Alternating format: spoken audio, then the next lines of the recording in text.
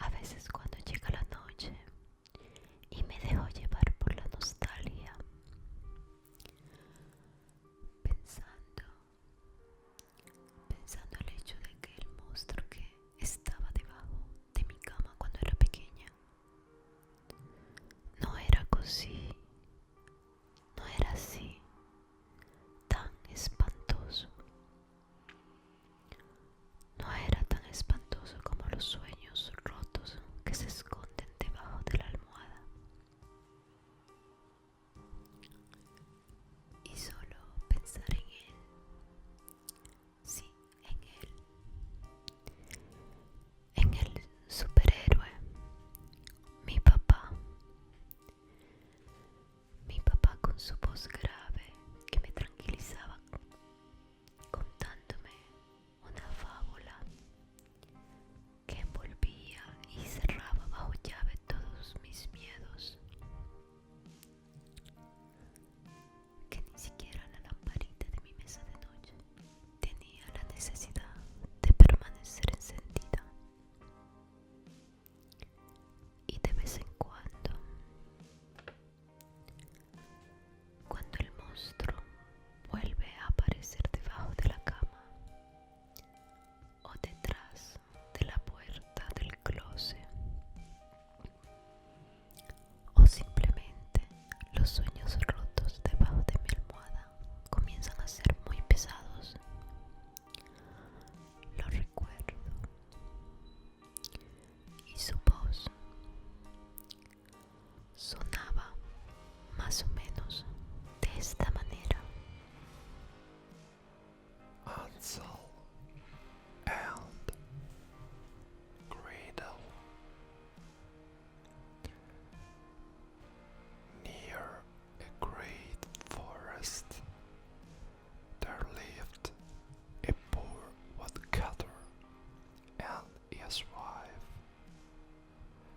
and his two children. The boy's name was Hansel and the girl's Gretel. They had very little to bite or to sup, and once, when there was great thirst in the land, the man could not even gain the daily bread. As he lay in bed one night, thinking of this, and turning and tossing, he sighed heavily and said to his wife, "What will become of us? We cannot even feed our children. There is nothing left for ourselves." "I will tell you what, husband," answered the wife. "We will take the children early in the morning into the forest, where it is thickest. We will make them a fire, and we will give each of them a piece of bread. Then we will go to our work and leave them alone."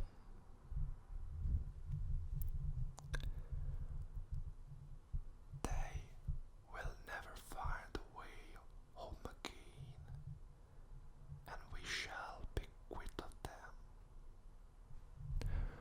"Oh no, wife," said the man, "I cannot do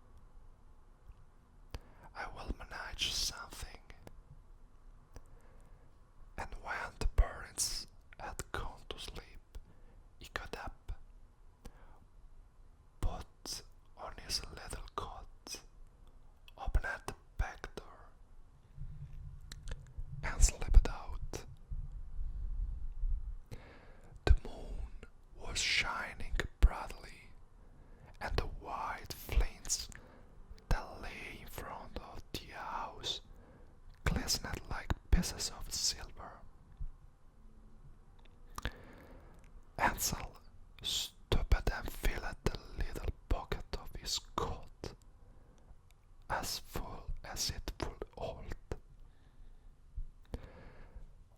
Then he went back again and said to Gretel, "Be easy, dear little sister, and go to sleep quietly. God will not forsake us." And laid himself down again in his bed. When the day was breaking, and before the sun had risen, the wife came and awakened the two children, saying, "Get up, you lazy bones. We are going into the forest to get food." Then she gave each of them a piece of bread and said, "That is for dinner, and you must not eat it before then, for you will get no more." Gretel carried the bread under her apron, for Hansel had his pockets full of the flames. Then they set off all together on their way to the forest. When they had gone a little way, Hansel stood still and looked back towards the house, and this he did again and again, till his father said to him, "Hansel, what are you looking at? Take care not to forget your legs." "Oh, father," said Hansel, "I am looking at my little white kitten, who is sitting up on the roof to bid me goodbye." "You young fool," said the woman, "that is not your kitten, but the sunshine on the chimney pot." Of course, Hansel had not been looking at this kitten, but had been taking every now and then a flint from his pocket and dropping it on the road.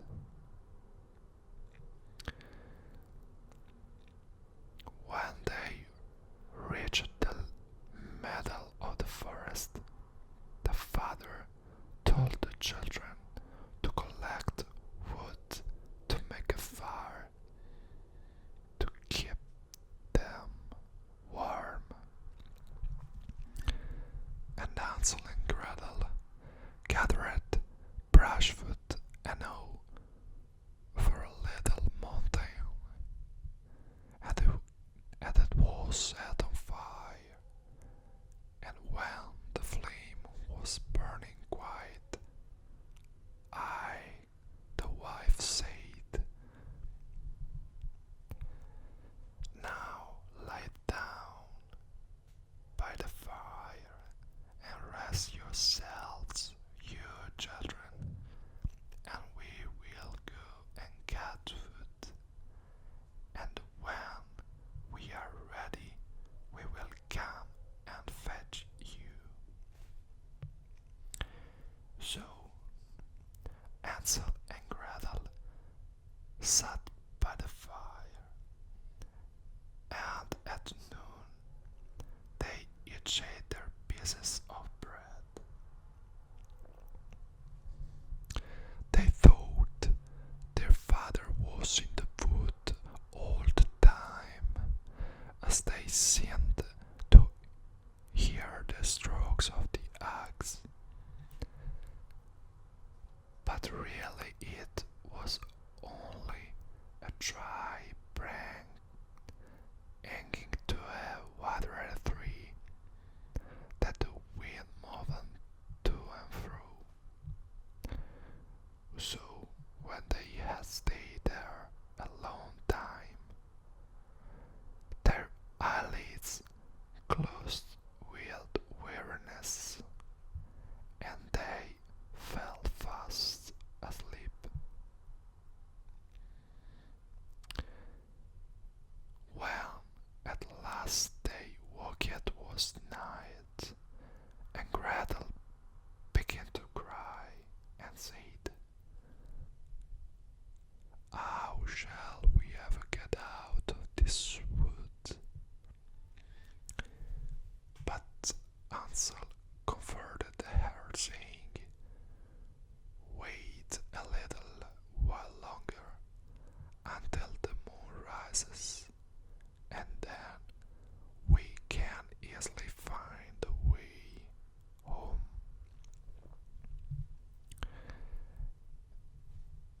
And when the full moon got up, Hansel took his little sister by the hand and followed the way where the flint stones shone like silver, and showed them the road.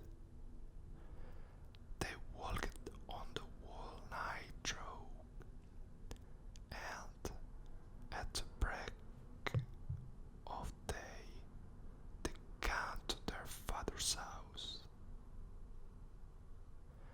They knocked at the door, and when the wife opened it and saw that this was Hansel and Gretel, she said,